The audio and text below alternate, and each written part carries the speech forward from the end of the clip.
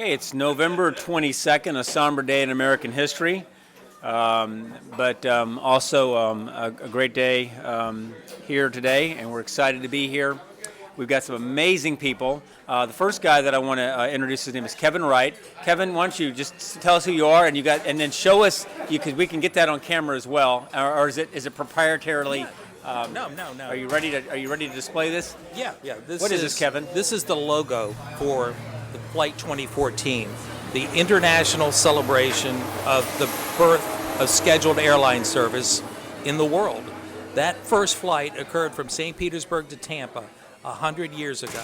Now just think about that for a moment. Only 11 years had passed since the Wright brothers' achievement of the very first flight, and they were already on it enough to decide, hey, maybe it's time to roll out airline service.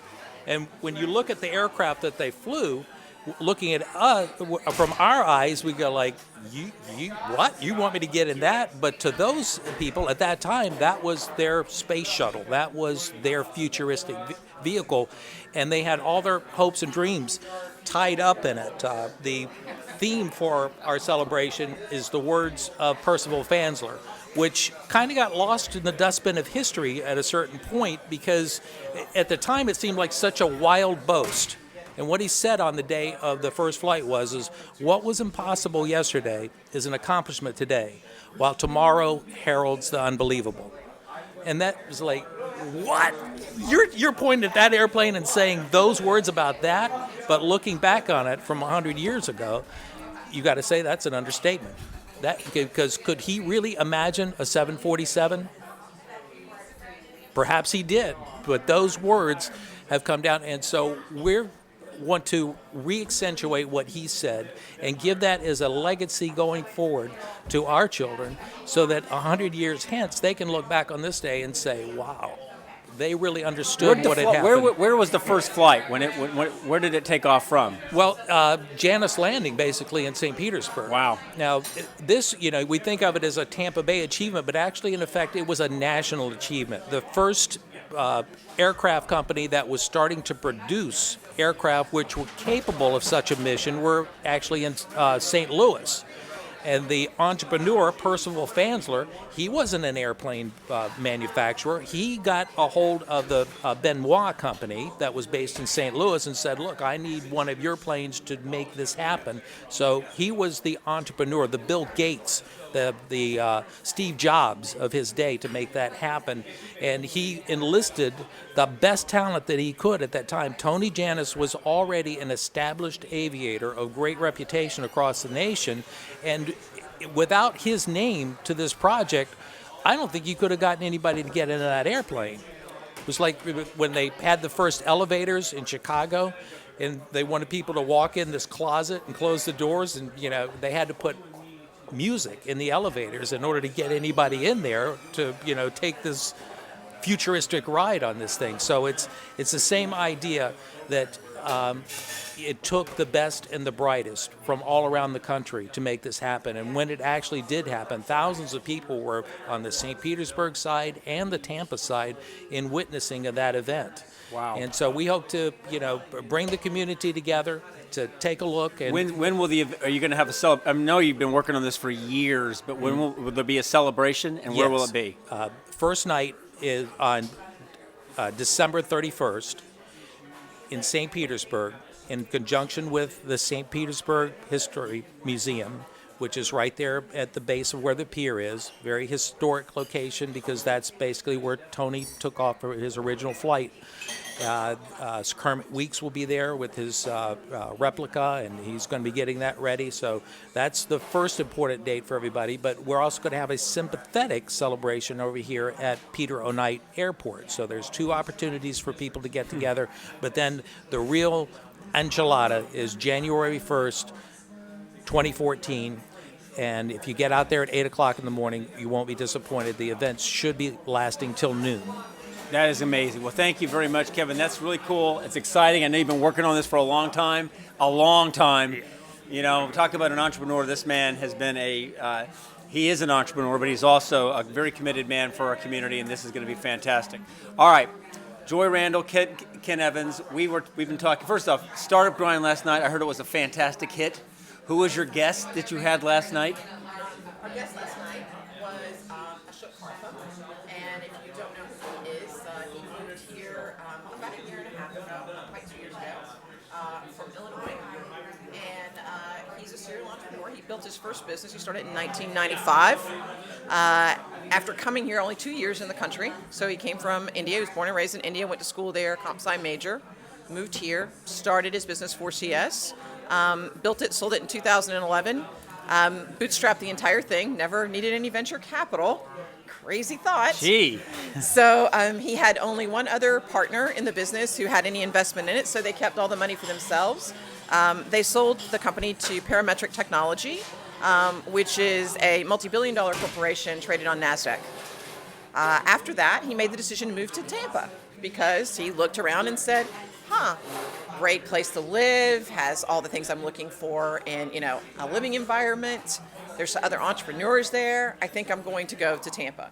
So he moved here. He started Mize, which is his current company, about 18 months ago. He was recently elected as the new president of TIE Tampa, the chapter of TIE, the Indus Entrepreneurs that's based here in Atlanta. And so we kind of talked about his journey, being born in India, coming here, starting his first business. How did he do that? We talked about the difference in the application, the nice new buzzword of startup. Everybody wants to use startup now because it's the cool word.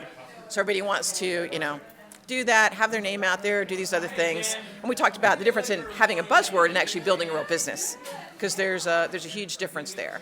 And so I think it was really good for some of the entrepreneurs and stuff to be able to learn, about building a true enterprise company that employs, tons of people, puts money back into the economy, and has real staying power. And we talked a little bit about what TIE is going to do in the shift from doing events, which they're going away from being an event organization, right, and they will now be investing in the community more. And so I've been a member of TIE since they launched here, and I think it's a really great change. I think Kunal did a phenomenal job of getting the name out when he came here, but now it's time to go to the next level and actually focus on making an investment in companies and growing businesses here in Tampa. So it was really good. We had almost 50 people at the event last night. And considering there were 5 other events going on in town, I think that's pretty awesome. But what was really cool about it is we had a bunch of new people. So it wasn't just the same people. And one group, I had a young man who was telling me, reached out to me, Tampa's a terrible place to have a startup. And so I said, come to the event. So it was really cool. He got a chance to talk to Ashok, and we talked about building businesses there and stuff. He drove all the way over from St. Pete to be there. He ditched He could have class taken the last Tony night. Jannus airplane if it had been available. Right, Okay. or train, but there's not one. Okay, that's right. so- Yeah, Tony name a train after Tony Jannus. Lightning will strike. Go ahead. So, but it was really great. And then we had one of the other groups that really impressed me. There were 3 young people in their 20s who work in the IT arena here, who came up and said, we just really came because we wanted to find out more about how to actually build a real company. We're not ready to do that just yet, but we've got some ideas, and now we really want to do it. And so it was cool. And I think people were impressed by the fact, I don't know if anybody knows, but Ashok was recently featured in Silicon India. So here's a feature article about him there, and that link will be posted with the stuff on the Startup Grind website. But it was pretty cool. So it was a very, very good event. And of course, we had Cigar City beer. Hey, daggone. My son had a track meet, or I would have been there. How'd he do? He did great. You know what? He was the last event of the night, so of course it was like the very last event of the evening. But we were at Robinson High School. He's in middle school, but they were running at Robinson, and his team, it was the 400, it was a relay. And our team smoked the others, so I was very proud of him, He was the third leg. All right, let me ask you, though. You have these young people from St. Pete, traveled all the way from St. Pete. We actually had about 15 people from St. Pete, which was pretty awesome. But what I'm sensing is that when you say, folks are saying it's tough to start a business, but we've got a lot of entrepreneurs who are here who are doing that. Sure. Tell us about our business climate, and I know that, in fact, I'm going to be going and meeting with Brad Feld, which I'm going to be talking to you all about later, in February. I've got a meeting set up, and I want to talk about what we have, what our landscape looks like now. Okay. Tell me, what is our landscape? Are we? You know, it's funny because I love how people say that there's nothing here. The problem isn't that. The problem is that you want organic growth. So there's plenty of entrepreneurs here who built big businesses and they've sold them. The challenge is they're not generally giving back. So honestly, one of my reasons for doing Startup Grind is I get to blackmail all my friends into giving back. And that's really been the tactic. I've called the people and said, hey, you know what? You owe it to the community to put something back. And if you can't afford to give 3 hours of your time, then that's pretty sad. But I'm noticing though that there seems to be a difference between the startup community, which seems to be not hippie-ish, but there is an element, this eclectic element of community that, in fact, the New Yorker wrote a great piece about. You know, is the startup environment that, you know, kind of the 1960s? Thank you very much of today. And then the old established tech companies that have been around that seem to be very kind of like insular. Do you think that, is there a difference? Are we going to be able to is this wave of everyone kind of helping and building the community going to spread to the old established companies that we have? You know, my honest opinion, or do you want what I think should happen? People need to watch. This is for honesty. My honest opinion is no. I think that my experience, and you know, a lot of those old established tech companies here are customers of some of my businesses, so I'm not dinging them. I just think they have their way of doing things, and I see very few of them being forward thinking. I think they're used to the status quo and they like it. Yeah, they're doing. They well. like having cheap talent. They like doing all these other things, and that's not what builds a real ecosystem, unfortunately. They want a stable talent workforce. Right. And This is Ken Evans, Startup Monkey. You can follow him on Twitter 24/7. not quite. I actually do sleep. But in a more mature tech environment, you have a portable workforce, not a captive workforce. And in the older economies, you have captive workforces with big employers. Right. And you know, to have a soft landing for someone to leave one of those employers and start their own business is one of the signs of having a nurtured startup community. And so you people have to feel comfortable to leave with new ideas, to start new companies. Why and build is that new products. happening out in Silicon Valley and San Francisco and those communities, which, you know, and not here? It does happen here. Yeah, So that's, sure. it does happen here. It doesn't happen in those big companies necessarily here. So it's a great example. I've actually had this conversation with multiple people here. I had somebody tell me the other day, they're like, wow, it's awesome, because I was telling my wife the other day, and she turns around and looks at me in the car and goes, I just realized you're never going to come home and tell me you got fired. And he's like, you're absolutely right. You know, but there's a different mindset. People who do startups, and, you know, I'd like to say, you know, there were a lot of people around here who were doing startups when startups wasn't a cool word. You know, nobody even knew what a startup was. And, you know, the reality is you do it because you want to build something. And so those people are still here doing that. Some of them are just starting out and doing things like, you know, guys like Tony DeSisto and Jordan and those guys who were, you know, kind of going there. But you've got lots of other people who've been there and done that. I talked to a guy last night down in Sarasota who just sold his company to Google. You know, there's people that have done. There's guys like Norm Worthington, Rob Brady, you know, Ian Ippolito, Kurt Long. I can keep going. Right. Right. So we have a community here. You do. The guys But- over at but the- Type Desk. Right. This is their third time, at least Right. their third time of doing that. Well, the beauty is it seems like it's one of those things that's not, thank God, controlled by government. We don't flick a switch and say, well, we want to do this, and so therefore it happens. But we could, in some ways, help and support and feed that ecosystem. But my sense is, I was at the new innovation center at the University of South Florida. Yes. And what it did excite me was that, you know, you had the establishment there, but then within that establishment, you had a ton of students who were like, we are going to be the next whatever. There's a sense of excitement that I've never seen before. We saw it at ACC, same thing. Place was packed with students saying, I'm going to start a business. You can't get in my way. But they still need help. They need mentors. Do we have enough mentors, people who... So here's the problem. So it's very interesting. So Ashok and I talked about this last night, right? This is a very interesting thing. Ty will not do anything that is nonprofit, right? And remember, I told you before, I said the problem we have here is we have all these nonprofits. Right. Entrepreneurs are not motivated by nonprofit. Sorry. It doesn't matter whether it's the ones that have done it 10 times or the ones who've done it once. So the reason when you look at things, so you're going to go talk to Brad Feld. Well, I know Dave Cohen, who started Techstars. Why don't you talk to him about what he thinks about nonprofits while you're there? Because he's going to tell you he's not a fan. I read Brad thoughts or Feld thoughts. Right. I read it, I see, and I'm been warned. Don't bring that up. So so the reason is, we can bring it up, but his viewpoint's going to be that for entrepreneurs to succeed, there has to be another motivation there. You have Profit. to do that.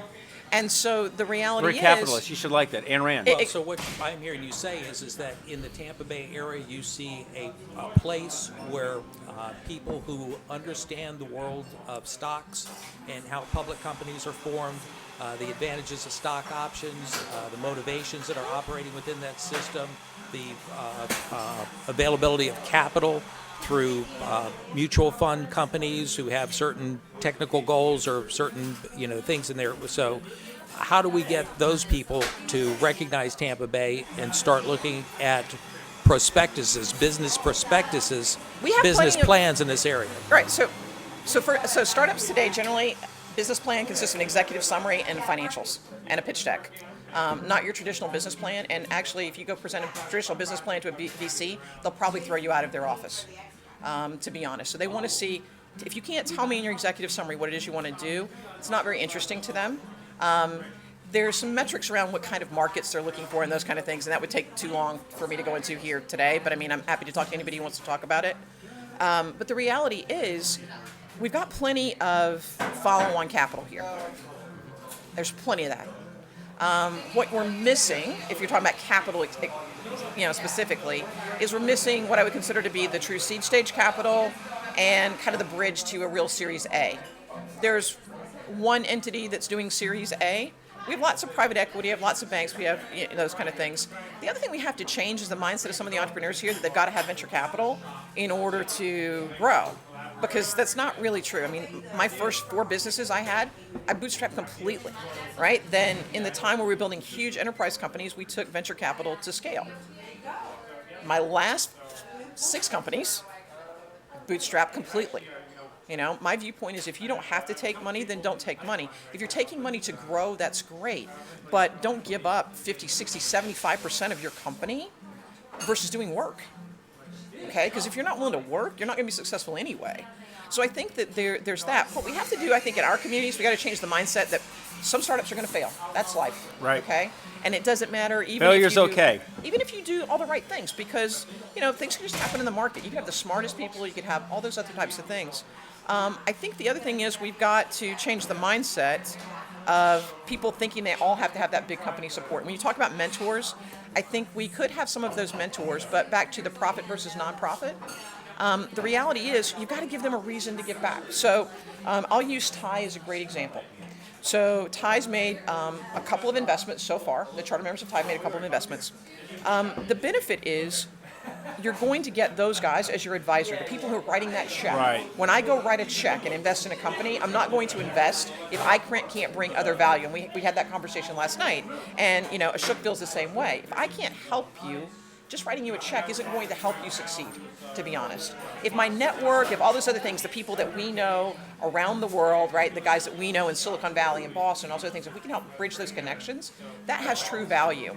And so you're better off to take that money from those people and do it that way than going in seeking out somebody who's going to just write you a check. And so we have to get more of those people to give back in the community. Okay, when I ran for office, political office, the one thing I needed money, but even more important, I needed the network. I needed to understand how the system worked. And so Sure. The one value I think I've had now is being in politics for 20 years. I know this inside and out. I know who the players are. I know who's good, who's bad. I kind of know, this will help you, this won't help you. And in the business world, it's kind of the same thing. Absolutely In the startup is. world, that's the value. And are you saying we're building that now? I think we are. I moved here from Atlanta in 2000.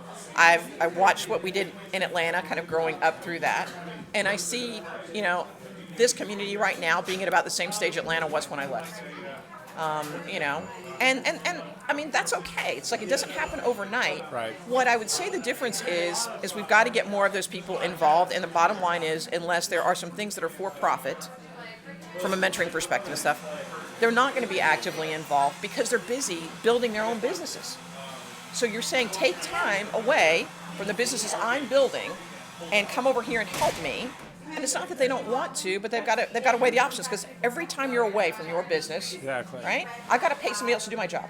Every time I come here and talk to you, I have to pay somebody else to run the other stuff, right? She's expensive. So it's okay, because you do it because I think you do it because you want to get back, and that's kind of what we talked about last night. Shook said one of the great benefits of this is and like Thai, and one of the things I love about Thai is they do give back. Well, let me turn it just a little bit, because I was reading my Facebook at 3:00 this morning, and there was a string dealing with the recent announcement by the EDC that we have a new corporate venture in Riverview. Is that correct? Covidian. That's right. Covidian. That was close.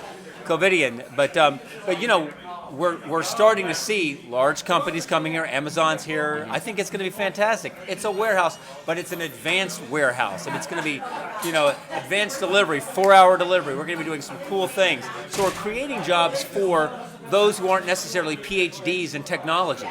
I mean, we're trying to find a way to get entry-level workers in. Well, it's creating sustainable jobs, regardless of the wage level. But it's better than relying on construction. We've relied on construction to create jobs rather than create jobs to Help construction. spur Right. construction. Yeah, exactly. And that has been backwards, and it is still in our economic development DNA. Time and time again. Let's just get more construction Well, let's jobs. build a subdivision. We always said a subdivision, Yeah. great economic development. And that's like Or the a strip backwards mall. thinking. Exactly. Not that we don't like subdivisions, but let's build the industry, and then the subdivisions will come. You create the demand for that by having good jobs, good wage jobs across the spectrum. Could I throw out sort of a real-world scenario here? It's one thing to talk about things in kind of the abstract now to get going, but there is a researcher. I spoke to him about 2 years ago over at USF, and he was working in the field of solar cells. Traditionally, solar cells, if you've got one that's 20% efficient or maybe 30% efficient, wow, you're at the top of your industry. He was working on a new concept. Rather than having it accept certain wavelengths of light, he was tuning in nano antennas, so that he was looking at perhaps getting 70 to 80% efficiency Excellent. of the entire band spectrum of light. What was holding him up, though, was, and I believe the word is rectifier. He needed a tiny or nano rectifier to work with what his antenna, because he had the antenna, but once that energy comes in from the antenna, now you have to rectify it and actually convert it into electrons. So how would we, create a structure around him which would get him the not just the capital but the intellectual resources to cross that final bridge of getting that nano rectifier made and then moving that product into the solar cell space? So I think that one of the ways that I've seen it work very effectively in other areas is cross-pollination in the university system. So if he's at USF, right, this is where relationships between different universities can really be beneficial. If you went and looked at a university that would be likely to have technology like that, or people who could develop that technology, like a Cal Poly or an MIT or one of those schools, if they have that technology, I mean, MIT actually has a database of all the technology they have ever that's available to license out of there. But go to the media lab at MIT, right, and say, I'm looking for this. So somebody from USF connecting him, or somebody there making that connection and saying, we're looking for this, reaching out to those top universities that develop those type of things around the U.S. and saying, hey, if you have it, great, let's create some sort of co-licensing agreement. Let's work together to get a really great product to market. Maybe he ends up giving up equity in a portion of equity in his company to get the other technology to license it. Maybe they create some sort of license in perpetuity. There's a lot of different ways that can occur, but trying to go it alone, which is a lot of the mentality here too, doesn't generally work very well. I mean, you've got to be willing to find people who have the other things you don't have, whether it's technology or whether it's skills, right, in building a company. So I think if the universities would do that, that would be awesome. I personally think that what USF's doing now is a step in the right direction. Yes. Cool. That's good to hear. The Economic Development Innovation Initiative driving the entrepreneurial technology ecosystem here in Tampa Bay. We just had our second round of application. Our deadline was November the 15th. We received a tremendous number of applications. We received nearly 50. More than we received in the first round, which was back in August, which we're just so delighted about. Very, very high quality applications. So our advisory committee will be meeting here within the next I would say 4 to 5 weeks to be making those funding decisions. Once the application cycle will start again in January, it is a rolling cycle, so we do encourage people to visit the EDI2 website, which is hillsboroughcounty.org/EDI2. You can download the application there and get ready for our next cycle, which will have a deadline in probably mid-March. This is a really cool thing. It's really not being done anywhere else in the country. And what I like is that we're helping the environment. We're not here picking winners and losers. We're not giving money to companies. What we're doing is giving money to the community so they can talk about themselves, promote themselves. And I'm really proud of what you and the staff have been able to do. Thank you very much. Of course. Hey, Fritz is here. Fritz, can you give us a real quick, like the Fritz report? Tell us what do you see going on in the market? What do you see happening right now? You were out there. You probably are right now at this very moment, putting someone into a high-paying, high-wage job. Is that true? How do we find you online? I did. Well, how do we find you first? Fritz at hotspaces.net. Okay, Fritz at hotspaces.net. I own a local recruiting company, and for the last 14 years, I've been hosting the Pure and Shameless Tech Socials, generally attended by 200 to 300 plus regional IT professionals. It's an eclectic market. As many clients as I've got hiring, there are layoffs going on. And quietly, lots of layoffs are going on at big organizations, and yet there are that many others that are hiring, and you're seeing what's going on with Bristol Myers Squibb that's going to be hiring hundreds. Amazon that's going to be hiring thousands. Now that's great for the broader workforce, not necessarily the IT workforce that I focus on. But yeah, I'd have to call it an eclectic market. An eclectic market. Yeah, as many firms hiring. What is in demand now? What is in demand? Oh, these devices, the phones, the apps. Look at him touching. Your phone is on. Every organization is trying to make sure that they've got an offering to compete for the eyeballs, for the revenue share, for the people using this. Go to a bank. I mean, one of the first things you ask at a bank, do you have an online app that I can use so that I can do my transactions? And if not, why not? So it's the developers, the people that are actually creating those applications for you to use, whether it's an Angry Birds, whether it's a flashlight, or you name the application. So, and it's .NET, Java, mobile, and people are moving to town.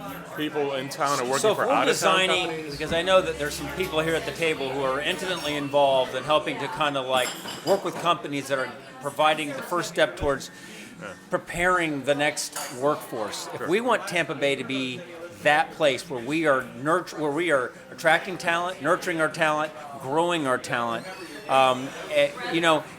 does government and the school system try to come up with a program to teach people? And if so, by the time we've created the program, is the technology already swooshed past and we find ourselves way behind, so we should be doing something different?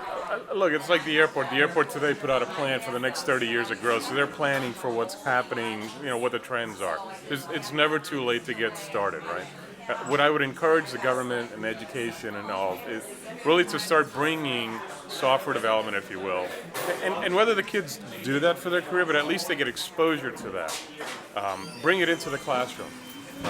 Start with Junior Achievement. Junior Achievement's got a beautiful facility where they bring students in to do make-believe they're working for a day. Well, that's fine, but they're training them to be clerks and other manual stuff. Why not bring in the software developers there and then break it down and show them how to... I'm going to be meeting with the superintendent of schools. Ask your kid if they're playing Minecraft is like the bane of our family's existence because our kid can't get them off. So Minecraft. In Orlando recently, there was the Minecraft conference. Over 8,000 kids and adults were there learning and sharing information on how to develop. So, it's just simple. They're doing it already. Probably the simplest thing the government and other people could do is just promote it. Just let them know. Just be the connector. But and without getting too in depth, and we're running, I can see we're going to go over here in a second if we haven't already. But when the middle school systems are like, they've got this wheels and they offer all these courses, and I was listening, and some of the stuff they were offering was stuff I was taking when I was in middle school, home economic type stuff, and I'm thinking, okay, everything's moving fast. I mean, can it hurt to have an element within the school system? I mean, where they just throw them an iPad and say, here, look, come now up you're with a getting game. into the philosophical argument. Is it really about rote memorization of data and facts? why. I can go to Google and figure the that data, out. yeah. It's really about the reasoning. It's how I can come to a conclusion, how I can develop a solution, how I can engineer something. And when we start challenging the kids and adults to think from that perspective, we'll be far better off.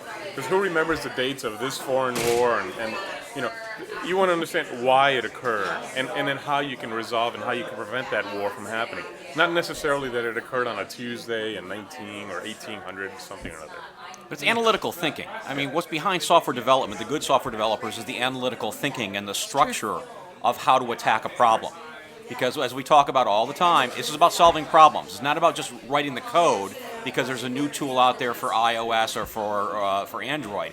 It's understanding how to solve a problem and applying that thinking and applying your skills to do that. And figuring so out the if there's a software business- knowledge is just a layer on top of that analytical thinking. Yeah, and figuring out if there's a business solution out there and hopefully scale it and create the jobs and create the wealth and then go on and start something else again. Absolutely.